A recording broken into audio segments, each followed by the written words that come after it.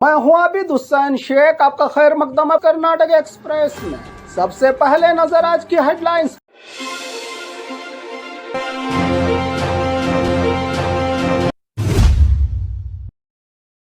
Police inspector ही निकला असल डकैती का मास्टरमाइंड, बेंगलुरु में 20 लाख लूट का बड़ा खुलासा।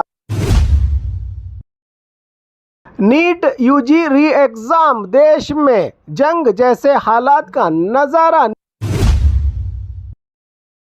गारंटी योजनाओं पर सरकार की बड़ी सर्जरी, वोटर आईडी जरूरी, घर घर होगी वेरिफिकेशन।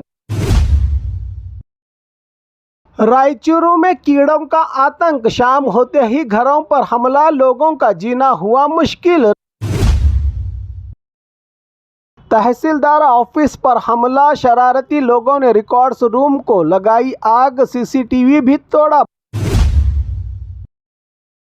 फ्री बस सफर के लिए वोटर आईडी और आधार कार्ड जरूरी, महिलाओं को मिलेगा स्मार्ट कार्ड। कर्नाटका में 55 नए इंडस्ट्रियल प्रोजेक्ट्स को मिली मंजूरी, एमबी पाटिल की मेहनत लाई रंग। कुत्ते को बचाने की कोशिश में बाइक स्किड, 75 साल मां की मौत, बेटा मां की बैग सीने से लगाकर बिलख पड़ा। बीदर जिला हॉस्पिटल में लोकायुक्त की रेड, लैब टेक्नीशियन के पास 1 लाख कैश और 1 लाख का चेक। आरएसएस और बीजापुर के सांसद को एसएम पाटिल गनिहार का करारा जवाब। खबरें विस्तार से। पुलिस इंस्पेक्टर ही निकला असल डकैती का मास्टरमाइंड, बेंगलुरु में 20 लाख लूट का बड़ा खुलासा। बेंगलुरु के मड़ीवाल इलाके में एक हैरत अंगेज मामला सामने आया है, जहां सीआईडी इंस्पेक्टर महेश कनकगेरी पर 20 लाख रुपयों की डकैती करवाने का आरोप लगा है। पुलिस के मुताबिक इंस्पेक्टर ने अपनी ही सरकारी जीप और पुलिस पहचान का इस्तेमाल करते हुए कुछ लोगों के साथ मिलकर होटल में ठहरे केरला के व्यक्तियों को डराया, धमकाया और रुपयों से भरा बैग लेकर फरार हो गए। आरोप है कि व्यक्तियों को हवाला पैसा रखने का आरोप लगाकर अरेस्ट करने की धमकी दी गई और फिर 20 लाख रुपये लूट लिए गए। सीसीटीवी और वीडियो सबूतों के आधार पर पुलिस ने पहले एक आरोपी को गिरफ्तार किया, जिसने पूरे मामले में सीआईडी इंस्पेक्टर का नाम लिया। पुलिस ने लूट में इस्तेमाल हुई सरकारी गाड़ी को सीज कर लिया गया है और ज्यादातर रकम भी रिकवर कर ली गई है। फरार चल रहे इंस्पेक्टर महेश कनकगेरी को अब गिरफ्तार कर लिया गया है और मामले की गहराई से जांच जारी है। इसके साथ ही पुलिस ये भी पता लगा रही है कि होटल में लाए गए 20 लाख रुपयों का असल सोर्स क्या था, क्या सच में उसका हवाला या किसी और गैर कानूनी कारोबार से ताल्लुक था। अब सुरक्षा देने वाले ही लूट पर उतर आए तो सवाल सिर्फ अपराध का नहीं, भरोसे का भी होता है कि सवाल उठ रहे हैं। नीट यूजी री एग्जाम, देश में जंग जैसे हालात का नजारा। नीट यूजी री एग्जाम कल सिक्योरिटी के लिए सीआरपीएफ, सीसीटीवी और स्पेशल एयरक्राफ्ट तक तैनात। कल देश भर में नीट यूजी री एग्जाम होने जा रहे हैं, जिसके लिए नेशनल टेस्टिंग एजेंसी एनटीए ने जबरदस्त सिक्योरिटी अरेंजमेंट किए हैं। एग्जाम को लेकर और गड़बड़ी से बचने के लिए पूरा सिस्टम हाई अलर्ट पर रखा गया है। देश भर के 5000 से ज्यादा एग्जाम सेंटर्स पर लगभग 22 लाख स्टूडेंट्स एग्जाम्स देंगे। सिक्योरिटी के लिए 2,50,000 से ज्यादा जवान, सीआरपीएफ, पुलिस फोर्स और हजारों ऑब्जर्वर्स तैनात किए गए हैं। हर सेंटर पर सीसीटीवी मॉनिटरिंग, बायोमेट्रिक वेरिफिकेशन और मेटल डिटेक्टर चेकिंग की जाएगी। क्वेश्चन पेपर को स्पेशल सिक्योरिटी के साथ जीपीएस एनेबल्ड व्हीकल्स और सख्त निगरानी में सेंटर्स तक पहुंचाया जा रहा है। एग्जाम सेंटर्स के लिए 200 मीटर के दायरे में पाबंदी वाले जोन करार दिया गया है। पूरे इलाके को मोबाइल या इलेक्ट्रॉनिक डिवाइसेस पर पूरी पाबंदी रहेगी। इसी बीच राजस्थान के भिलवाड़ा में टेलीग्राम के जरिए फेक पेपर लीक करने की कोशिश करने वाले एक 21 साल के व्यक्ति को गिरफ्तार किया गया है। नीट री एग्जाम पर सबसे सख्त पहरा चल रहा है देश में। एनटीए का दावा, इस बार ना होगी कोई गड़बड़ी, पूरी की गई है तैयारियां। गारंटी योजनाओं पर सरकार की बड़ी सर्जरी, वोटर आईडी जरूरी, घर घर होगी वेरिफिकेशन। कर्नाटक सरकार ने गृह लक्ष्मी और गृह ज्योति गारंटी योजनाओं के बेनिफिशियर्स फायदा उठाने वालों की दोबारा जांच का फैसला लिया गया है। सरकार के मुताबिक अब गारंटी का फायदा लेने के लिए वोटर आईडी, आधार, राशन कार्ड, बैंक डिटेल्स और इनकम कास्ट सर्टिफिकेट जैसे 10 अहम डॉक्यूमेंट्स देने होंगे। हकदारों को दोबारा जांच के लिए एक नया वेरिफिकेशन फॉर्म जारी किया जाएगा, जिसमें घर की मुख्य महिला और उसके पति की डिटेल्स भरना होगा। फॉर्म में कंपलसरी। इसके बाद सरकारी स्टाफ घर घर जाकर सर्वे और डॉक्यूमेंट्स की पुष्टि करेंगे। सरकार का कहना है कि गारंटी का फायदा सिर्फ असल और हकदार कर्नाटका के लोगों तक ही पहुंचना चाहिए। बाहर के राज्यों के लोगों या गलत तरीके से योजना का फायदा उठाने वालों की पहचान करने के लिए ये मिशन चलाया जा रहा है। वोटर आईडी के बिना मुश्किल हो सकता है गारंटी का फायदा। सरकार करेगी हर बेनिफिशियरी की जांच। रायचूरू में कीड़ों का आतंक, शाम होते ही घरों पर हमला, लोगों का जीना हुआ मुश्किल। रायचूरू शहर के हनुमान नगर और जनता क्वार्टर्स इलाके में शाम होते ही हजारों कीड़े घरों में घुस रहे हैं, जिससे लोगों की जिंदगी एक अजाब बन गई है। खाने की थाली, पीने का गिलास और बिस्तर तक हर जगह कीड़े ही कीड़े नज़र आ रहे हैं।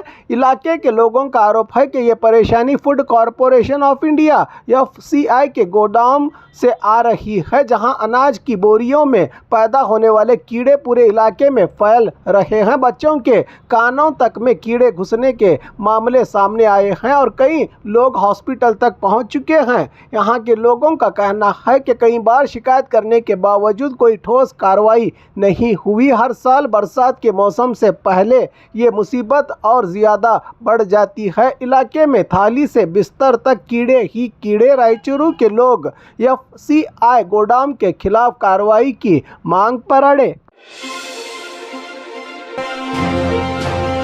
तहसीलदार ऑफिस पर हमला, शरारती लोगों ने रिकॉर्ड्स रूम को लगाई आग, CCTV भी तोड़ा। बागलकोट जिला के इलकल तहसीलदार दफ्तर में देर रात कुछ शरारती लोगों ने घुसकर तोड़ फोड़ और आग लगाने का काम किया। बदमाशों ने पहले CCTV कैमरास को नुकसान पहुंचाया, फिर दफ्तर के बाहर रखे अहम डॉक्यूमेंट्स और रिकॉर्ड्स को आग लगा दी।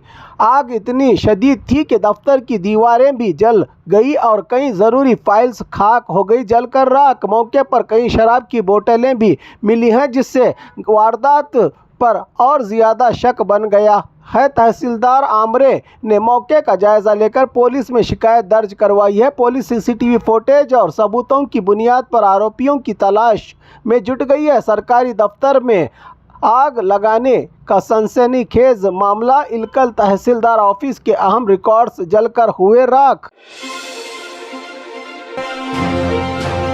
फ्री बस सफर के लिए वोटर आईडी और आधार कार्ड जरूरी, महिलाओं को मिलेगा स्मार्ट कार्ड। कर्नाटक सरकार ने शक्ति योजना में बड़ा बदलाव की तैयारियां शुरू कर दी हैं। फ्री बस सफर का फायदा लेने के लिए अब वोटर आईडी और आधार कार्ड देना जरूरी हो सकता है। महिलाओं को फेक डॉक्यूमेंट्स और योजना के गलत इस्तेमाल को रोकने के लिए सरकार स्मार्ट कार्ड सिस्टम ला रही है। राज्य में पहले मरहले में यह स्कीम बेंगलुरु BMTC में लागू होगी। राज्य भर में लगभग 3 करोड़ स्मार्ट कार्ड्स बांटने का टारगेट रखा गया है। सरकार की ओर से महिलाओं और ट्रांसजेंडर्स लोगों को ये स्मार्ट कार्ड फ्री में दिया जाएगा। खास बात यह है कि इसी स्मार्ट कार्ड से बस के साथ साथ मेट्रो में भी सफर किया जा सकेगा। महिलाओं को कार्ड के लिए बेंगलुरु 1 और कर्नाटका 1 केंद्रों पर एप्लीकेशन देनी होगी। सरकार का कहना है कि असली हकदार तक योजना का फायदा पहुंचाने और फर्जी सफर पर रोक लगाने के लिए यह नया सिस्टम लागू किया जा रहा है। कर्नाटका में 55 नए इंडस्ट्रियल प्रोजेक्ट्स को मिली मंजूरी।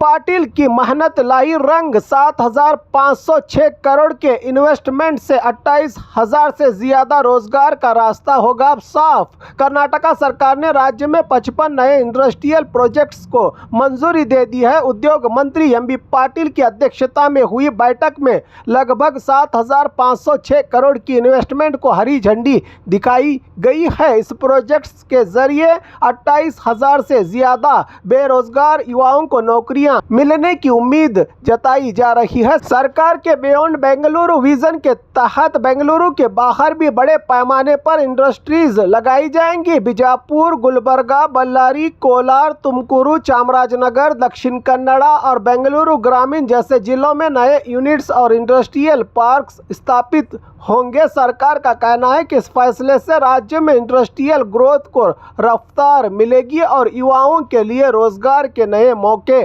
पैदा होंगे।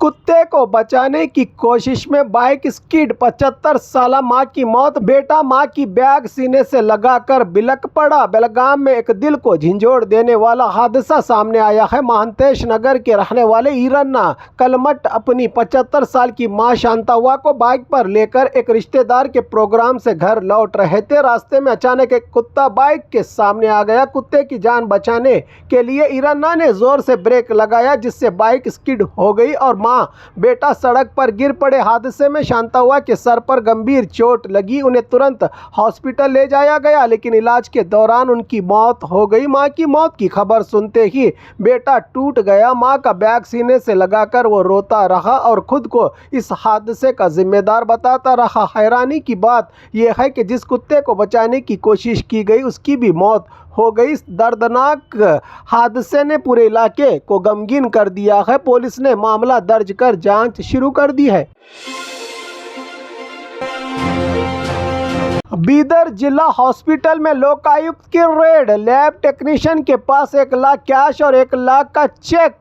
सो मोटो केस का आदेश। बीदर के ब्रिम्स जिला सरकारी हॉस्पिटल में उप लोकायुक्त जस्टिस बी वीरप्पा के अचानक इंस्पेक्शन के दौरान एक हैरान करने वाला मामला सामने आया। लैब टेक्नीशियन संजीव कुमार के पास से 1 लाख कैश और 1 लाख का चेक बरामद हुआ है, जिसके बारे में वो ठीक से जवाब नहीं दे सका। जस्टिस वीरप्पा ने इस पर सख्त नाराजगी जताते हुए सो मोटो केस दर्ज कर जांच के आदेश दिए। इंस्पेक्शन के दौरान हॉस्पिटल की कई खामियां भी उजागर हुई, जिसमें मरीजों के लिए खराब बेड, साफ सफाई की कमी और पीने के पानी की नाकाफी सुविधा शामिल है। उप लोकायुक्त ने हॉस्पिटल प्रशासन को जमकर फटकार लगाते हुए कहा कि मरीजों को बेहतर सुविधाएं मिलनी चाहिए। पैसों के मामले की पूरी जांच होनी चाहिए। अब इस मामले में ब्रिम्स हॉस्पिटल की कामगारी और ट्रांसपेरेंसी पर भी बड़े सवाल खड़े कर दिए हैं इस रेड ने। आरएसएस और बीजापुर के सांसद को एसएम पाटिल गनिहार का करारा जवाब। आरएसएस पर तेज हमला। कांग्रेसी नेता ने मोहन भागवत और बीजेपी को दी खुली चेतावनी। रजिस्ट्रेशन और अकाउंटेबिलिटी पर उठाए सवाल। कर्नाटका में आरएसएस के रजिस्ट्रेशन और अकाउंटेबिलिटी को लेकर राजनीतिक गर्माहट बढ़ गई है। होम मिनिस्टर प्रियंक खरगे के बयान पर एक आज प्रेस कॉन्फ्रेंस के दौरान बीजापुर के कांग्रेस स्पोक पर्सन एसएम पाटिल गनिहार ने आरएसएस और बीजेपी पर निशाना साधते हुए खासकर बीजापुर के बीजेपी सांसद रमेश जिगजंगी के प्रियंक खरगे पर दिए दलित नेता को आरएसएस पर बात करने की क्या जरूरत वाले सवाल पर भड़के एसएम पाटिल गनिहार ने आरएसएस को अपनी रजिस्ट्रेशन और कामकाज की पूरी जानकारी जनता के सामने रखनी चाहिए का सवाल उठाया। उन्होंने बीजेपी नेताओं को चैलेंज देते हुए कहा कि मदरसों पर सवाल उठाने से पहले आरएसएस से जुड़े विवादों और पुराने बम ब्लास्ट मामलों पर जवाब दिया जाए। साथ ही मोहन भागवत के आरएसएस रजिस्ट्रेशन से जुड़े बयान पर भी सवाल उठाए एसएम पाटिल गनिहार। इन्होंने इस बयान के बाद कर्नाटका की राजनीति में आरएसएस वर्सेस कांग्रेस की बहस और तेज हो गई है। इस प्रेस कॉन्फ्रेंस में और भी कई अहम मुद्दों को उठाकर कई सवाल उठाए एसएम पाटिल गनिहार ने। इस प्रेस कॉन्फ्रेंस में नागराज नंबू और वसंत हनमोड़े भी रहे मौजूद।